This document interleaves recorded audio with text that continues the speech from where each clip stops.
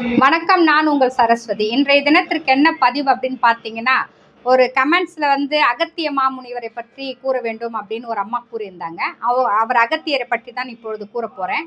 அவருடையது பார்த்தீங்கன்னா, அவருடைய உருவத்தில் சிறிதாகவே இருந்தாலும் கூட கீர்த்தி பெரிது அவருடையது.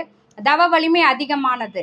ஏன் அப்படின்னு பார்த்தீங்கன்னா, ஒரு சிவபெருமானுக்கும் பார்வதி தேவிக்கும் ஒரு தினத்தில் திருமணம் நடக்குது. அந்த தினத்துக்கு ஏற்பாடு பண்ணி எல்லாருமே வந்து கைலாயத்துக்கு போய் நின்னுறாங்க. அந்த கைலாய மலையில் வந்து திருமணம் நடக்க போகுது அப்படின்னோன்னா, அங்கே இருக்க தேவர்கள், ரிஷிகள், அத்தனை முக்கோடி தேவர்கள் அத்தனை பேருமே அங்கே வந்துடுறாங்க. வந்த உடனே அந்த மலையாகப்பட்டது என்ன ஆயிடுதுன்னு பார்த்தீங்கன்னா, அந்த இமயமலையில் திருமணம் நடக்க போகுதுன்னொன்னே அந்த மலையாகப்பட்டது அத்தனை பேரும் ஒரு இடத்துல இருக்கும் பொழுது உயர்ந்து அந்த இடத்துல தாழ்ந்து அந்த இடத்துல மேல்புறமாக இருக்கக்கூடியதில் உயர்ந்துடுது.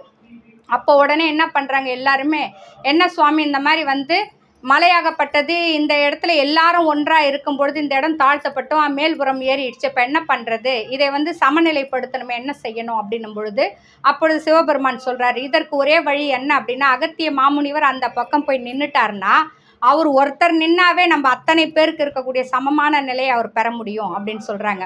உடனே அகத்தியர் சொல்கிறார், சுவாமி உங்களுடைய திருமணத்தை நான் பார்க்கணுன்னு ஆசைப்பட்றேன் இல்லையா, நீங்கள் வந்து என்ன அனுப்பணும்னு பார்க்குறீங்களே அப்படின்றார். அப்போது சிவபெருமான் சொல்கிறார், நீ உருவத்தில் சிறிதாக இருந்தாலும் உன்னுடைய தவ வலிமை, உன்னுடைய நேர்மையாக இருக்கக்கூடிய பக்தி, இதை அனைவருமே புரிஞ்சுக்கணும். அகத்தியா நீ போய் நில் அந்த பக்கம் பொழுது அதே மாதிரி அவர் அந்த புறம் போகிறாரு. அப்பொழுது உனக்கு வந்து அந்த திருமண காட்சியை நான் அந்த இடத்துல கொடுக்குறேன் நான் அப்படின்றாரு. சரின்னு அவரும் ஒரு விதமான ஒரு சந்தோஷத்தோடு அகத்தியர் போகிறார்.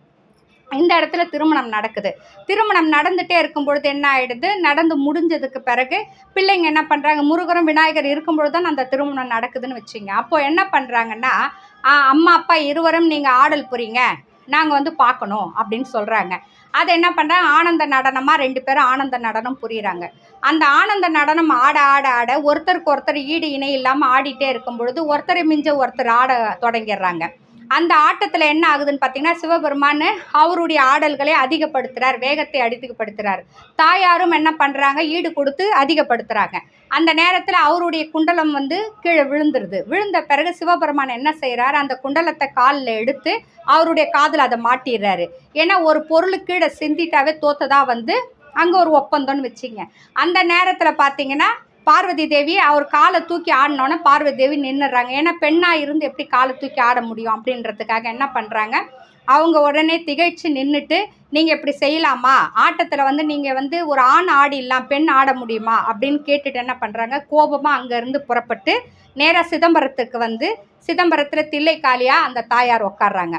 இந்த குற்றம் வந்து சிவபெருமான் செய்த குற்றத்தை வந்து யாராலையுமே கண்டுபிடிக்க முடியல. ஆனால் அகத்திய மாமுனிவர் அந்த இடத்துல போய் அவருக்கு திருமண காட்சி கொடுத்து இந்த நடனத்தையும் அவர் பார்க்கும் பொழுது அவருடைய கண்ணுக்கு மட்டும்தான் அந்த காட்சி புலப்பட்டது. அப்பொழுதுதான் அவர் சொல்கிறாரு, தந்தை தான் தவறு செய்தார், தாய் செய்யவில்லை என்று அகத்தியர் கூறினார். அவரை பற்றி கூற வேண்டுமென்றால் நீண்ட இன்னும் வரலாறு நிறைய இருக்கிறது. ஒரு முறையாக கூறுகின்றேன். நன்றி, வணக்கம்.